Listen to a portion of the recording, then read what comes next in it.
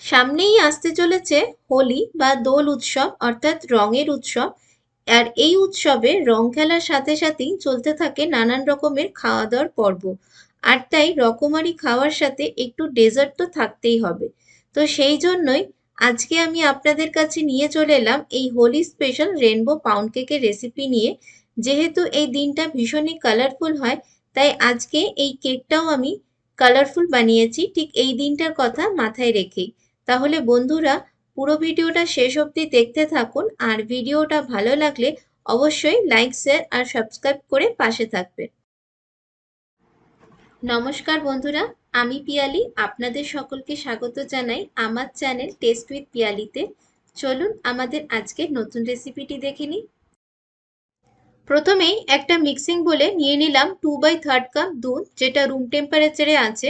তারপর এতে দিয়ে দিলাম হাফ টেবিল স্পুন ভিনিগার, বা এর পরিবর্তে লেমন জুসও ব্যবহার করতে পারেন। তারপর ফ্লেভারের জন্য দিলাম 1 টিস্পুন ভ্যানিলা এসেন্স।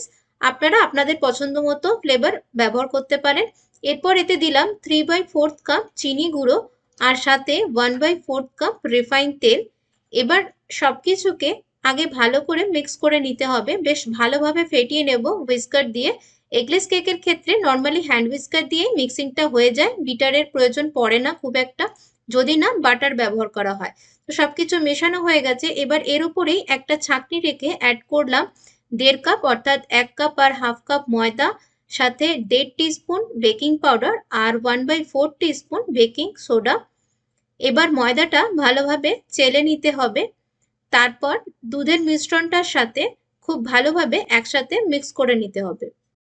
এরপর আমি এতে দিয়ে দিয়েছি 1 চিমটে নুন, আর তারপর আবারও হ্যান্ড হুইস্কার দিয়ে সবকিছুকে ভালো করে মিক্স করে নেব।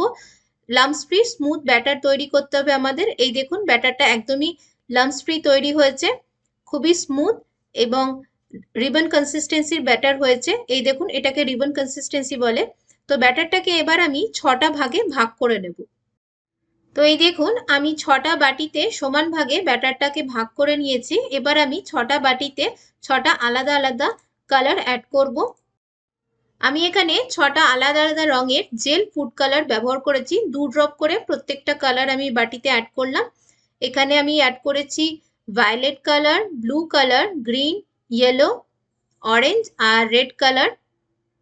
তো প্রত্যেকটা কালারকে এবার অ্যাড করার পর আমি বাটিতে আস্তে আস্তে ব্যাটারের সঙ্গে প্রত্যেকটা কালারকে মিশিয়ে নেব আলাদা আলাদা করে। বেকিং এর ক্ষেত্রে সবসময় চেষ্টা করবেন জেল ফুড কালার ব্যবহার করার। লিকুইড ফুড কালার ব্যবহার করলে অনেক সময় ব্যাটারটা আমাদের পাতলা হয়ে যেতে পারে, বা বিশেষ করে ক্রিম ফ্রস্টিং এর সময় যে কালার ব্যবহার করি আমরা, সেটাও সবসময় জেল ফুড কালারই ব্যবহার করবেন। তো দেখুন, আমার সব কালার মিক্স করা হয়ে গেছে। এবার এক একটা কালারের ব্যাটার আমি কেক মোল্ডে ঢেলে নেব। তো আমি এখানে রেনবো কালারের সিকোয়েন্স অনুযায়ী কালারের ব্যাটারগুলো অ্যাড করতে থাকবো কেক মোল্ডে, একের পর এক। ফার্স্টেই ভায়োলেট, তারপরে ব্লু, তারপরে গ্রিন, তারপরে ইয়েলো, তারপর অরেঞ্জ, আর তারপরে সবার শেষে রেড কালারের ব্যাটার। তো ব্যাটার ঢালার পরে খুব বেশি এটাকে স্প্রেড করে দেওয়ার দরকার নেই। তো দেখুন, আমি খুবই হালকা হাতে স্প্যাচুলা দিয়ে একটু করে স্প্রেড করে দিচ্ছি, তারপর ব্যাটারটা নিজে থেকেই স্প্রেড হয়ে যাচ্ছে।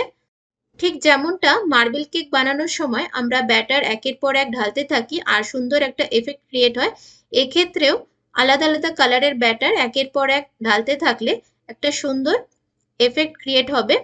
তো দেখুন, সব কালারের ব্যাটার আমার ঢালা হয়ে গেছে কেক মোল্ডে। এবার একটা কাঠি দিয়ে আমি প্রত্যেকটা কালারকে এভাবে হালকা করে মিক্স করে নিলাম তলা থেকে, আর উপর থেকে এভাবে হালকা হাতে মিক্স করে নিলাম। তো দেখুন, এবার আমি এই কেকটাকে বেক করে নেব প্রিহিট করা কড়াইতে 40 থেকে 45 মিনিটের জন্য। তো দেখুন, আমার কেক বেক করা হয়ে গেছে।